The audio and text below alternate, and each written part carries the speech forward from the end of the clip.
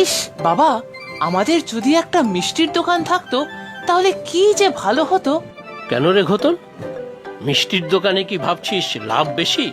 লাভ লোকসান ওসব আমি বুঝি না বাবা, তবে নিজেদের মিষ্টির দোকান থাকলে কি যে মজা হতো। আমার ইচ্ছে মতো মিষ্টি খেতে পারতাম। সর্বনাশ, মিষ্টির দোকান থাকলে তুই তো আমার ব্যবসা লাটেই তুলে দিতিস।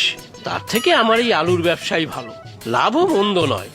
ধুর, আলুর ব্যবসা কি আর ভালো নাকি? মিষ্টির দোকান থাকলে আমি সারা দিন ওখানেই বসে থাকতাম। যারা সবাই মিষ্টি বানাতো তাদের পাশে ঘুরঘুর করতাম আর সব মিষ্টি চেখে দেখতাম। সত্যি রে বাপু, খুব পেটুক হচ্ছিস দিনে দিনে তুই। তোর মা তো ঘরে কম রান্না করে না, তাও তোর শুধু বাইরে খাওয়ার তাল। ও বাবা, বাবা একটা কথা বলবো? হ্যাঁ বল, কি কথা? এখন তো প্রায় দুপুর হয়ে গেল, খদ্দেরও তো নেই বেশি বাজারে। চলো না, আজ তুমি, আমি আর মা বাইরে হোটেলে খাই। রথতলাতে একটা নতুন হোটেল খুলেছে। ও মা, বাড়ি থাকতে হোটেলে খাবি কোন দুঃখে শুনি? যাদের বাড়িতে রান্নার ব্যবস্থা নেই তারা হোটেলে খায়। না গো বাবা, আমাদের স্কুলের তারক বলেছে ওরা সবাই মিলে একদিন হোটেলে ভাত খেয়েছে, সাথে আলু পোস্ত, আরো কত কিছু। চলো না বাবা, আমরাও একদিন হোটেলে যাই। কখনো যাইনি আমি হোটেলে। এ খবরদার, স্কুলে গিয়ে ওইসব বখাটে ছেলে পিলের সাথে মিশবি না বলে দিলাম। ছি ছি, ভদ্রবাড়ির ছেলে কি বাইরে হোটেলে গিয়ে খায়? সব ছাই পাশ খাওয়ার। তারক বলেছে হোটেলে সব বড় বড় লোকজন খেতে এসেছিল। আমাদের গ্রামের রেল স্টেশনের বড় বাবুও এসেছিল, সাথে আরো দুজন। আরো সবাই চাকরি করে, তারাও এসেছিল। বটে, এসব কথাও বলেছে? আর কি বলেছে শুনি? আমিও বললাম আমরাও হোটেলে খেতে যাব। তা শুনে তারক খুব হেসেছে বাবা। কেন কেন, খামোকা হেসেছে কেন শুনি? ও বলেছে হোটেলে সবাই মিলে খেতে অনেক টাকা লাগে, আর তোমার নাকি অত টাকা নেই। হ্যাঁ, কি বলেছে? আমার হোটেলে খাওয়ার টাকা নেই? এত বড় আস্পর্ধা! কে বলতো দেখি ওই তারক? কোন মাতব্বরের ছেলে শুনি? সে আমি জানি না, তবে ওরা বড় লোক। বড় লোক না ছাই, তাতে আমার কোনো মাথা ব্যথা নেই। তবে বেটা বলে কি না আমার টাকা নেই। চল ঘতন, বাড়ি চল। আজ তোকে আর তোর মাকে নিয়ে যাবো ওই হোটেলে খেতে। হোটেলে খেতে নিয়ে যাবে বাবা? ঠিক তো? হ্যাঁ যাব, আলবাত যাব ওই হোটেলে। আর ওদের মতো ভাত আলু পোস্ত নয়, খাসির মাংস খাওয়াবো তোদের আজ। চল তো দেখি। কি মজা, চলো চলো। কাল তারককে স্কুলে গিয়েই বলবো আমরা হোটেলে মাংস ভাত খেয়েছি। আমিও দেখছি কোন লাট সাহেবের নাতি ওই ছোকরা। কি আবোল তাবোল কথা বলছো তোমরা? এই ভর দুপুরে এখন খেতে যাব কোন সেই হোটেলে? সকাল থেকে যে রান্না করে রাখলাম তার কি হবে শুনি? ওইসব রান্না থাক পড়ে, বাবা বলেছে মাংস খাওয়াবে আজ। চলো না মা, আমি তো কখনো হোটেলে খাইনি। হ্যাঁ, তাড়াতাড়ি তৈরি হয়ে চলো। বেশি দেরি হয়ে গেলে যদি আর মাংস না থাকে, সব যদি আগেই শেষ হয়ে যায়। কি গো তুমি, তোমার কোনো কাণ্ডজ্ঞান নেই? ছেলেটা তো জানো এমনিতেই লোভা, ওর সাথে তুমিও আশকারা দিচ্ছ। না না, ঘতনকে দোষ দিয়ে লাভ নেই। এবার আমিই বলেছি যাবো ওই হোটেলে খেতে। ভেবেছেটা কি আমি বুঝি ফেল না? গরিব ভাবাতে আমিও দেখিয়ে দেবো। পরিবার শুদ্ধ গিয়ে পায়ের ওপরে পা তুলে পা নাচাতে নাচাতে খাসির মাংসের হাড় চুষবো। এসে দেখে যাক তারা। এ কি সর্বনাশ হলো গো! এই ঘোতন ঠিক করে বলতো তোর বাবার কি হয়েছে? ও গো, তোমাকে সেই বছর যে রাস্তার কুকুরটা কামড়েছিল, সেটা পাগলা কুকুর ছিল না তো? কি বলছো আবল তাবল? ভাবছো আমি পাগল হয়ে গিয়েছি? মোটেও নয়। তবে মাথা আমার গরম হয়ে আছে, আগুন জ্বলছে আমার মাথায়। হায় রে হায়, নির্ঘাত বদহজম হয়েছে, বায়ু চড়েছে মাথায়। ওরে ঘুতন, যা না রে বাবা, ওই হাড়ু ডাক্তারের কাছ থেকে দুপুরিয়া দানা নিয়ে আয়। আরে ধুত্তারি, কখন থেকে তো বলছি আর কিছু হয়নি আমার। বেটার এত বড় সাহস! চলো ঘতনের মা, চলো। হ্যাঁ মা, চলো চলো, হোটেলে খাবো আজ। কি মজা, কি মজা। বটে, হোটেলে যাব বললেই হলো, মামা বাড়ির আবদার। ও মা, এত কষ্টে বাবা রাজি হলো, এখন তুমি আর ব্যাগরা দিও না। শোনো ঘতনের মা, আমার মোটেও বাড়ির খাওয়া ছেড়ে হোটেলে খাওয়ার ইচ্ছা ছিল না। তোমার হাতের এমন অমৃতের মতো রান্না, আহা! তাহলে হোটেলে যাচ্ছ কোন দুঃখে? দুঃখে না মা, আমি তো আনন্দে যাচ্ছি। অপমান! আমাকে অপমান করেছে, বুঝলে? অপমান? কে অপমান করেছে তোমাকে শুনি? ওই ঘতনের স্কুলের ছোড়াটা, কি যেন নাম? এই ঘতন, কি যেন নাম ছেলেটার? তারক। হ্যাঁ, তারক। বড় বাপের বেটা। ভেবেছেটা কি আমরা সব ফেল না? হোটেলে খাওয়ার মুরত নেই? হ্যাঁ, কি বললে? এমন কথা বলেছে? তাহলেই বোঝো। দাঁড়াও, দেখাচ্ছি আমাদের মুরত। যাব হোটেলে খেতে যাব, 100 বার যাব। চল তো ঘোতন, পড়ে থাক ঘরের রান্না, আমরা আজ হোটেলেই খাবো। বেশ পাঠার মাংস কবজি ডুবিয়ে খাবো। বেটারা দেখুক আর জ্বলুক, লুচির মতো ফুলুক। চলো চলো, হোটেলে মাংস শেষ হওয়ার আগেই আমরা যাই।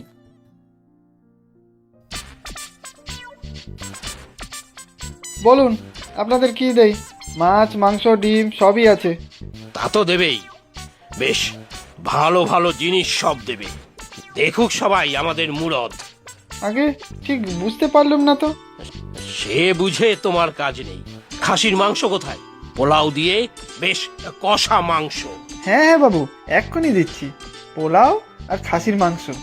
আরে ধুর ধুর, শুধু খাসির মাংস কেন, সাথে ভালো করে এঁচড়ের কোপ্তা, ছানার ডালনা, সোনামুগের ডাল। আগে বাবু যা বলবেন তাই দেব। ও বাবা, চাটনি খাবো না? হ্যাঁ, শেষ পাতে চাটনি না হলে চলে নাকি? ও ভাই, ভালো চাটনি করেছো তো? আগে কর্তা কি চাটনি খাবেন বলুন? টমেটোর চাটনি, কাঁচা আমের পাতলা টক, না খেজুর আমসত্ব দিয়ে চাটনি, কোনটা খাবেন বলুন? সব খাবো, সব দাও। দেখুক বেটারা, দেখুক। আগে পোলাও মাংস দাও দেখি, তারপরে শেষ পাতে চাটনি। আগে এক্ষুনি দিচ্ছি।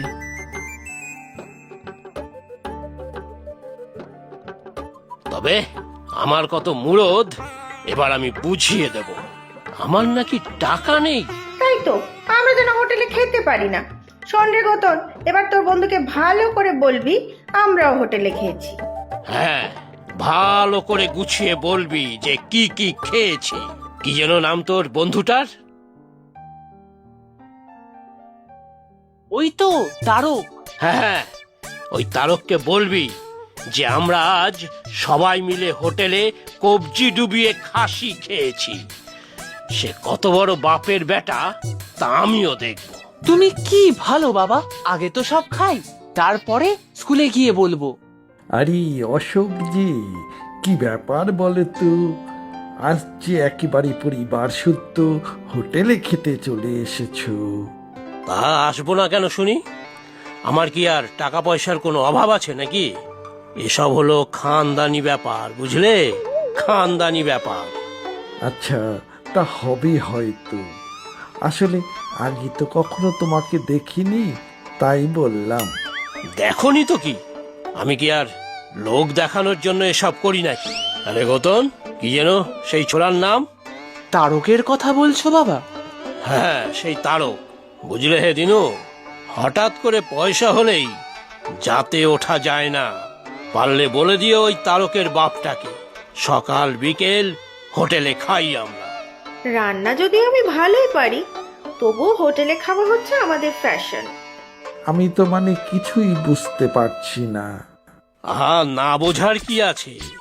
এই দেখো, আমরা পোলাও, খাসির মাংস, মাছের কালিয়া সব খাচ্ছি। তুমি শুধু তারকের বাপকে বলে দিও ওসব ফুটানি আর অন্য কাউকে দেখাক। আমার ছেলে কাল স্কুলে গিয়ে সবার কাছে খাওয়ার গল্প করবে, ব্যাস। আচ্ছা, আমি যাই, না খেয়ে তো একেবারে পেট ভরে গেল। বাপ রে বাপ।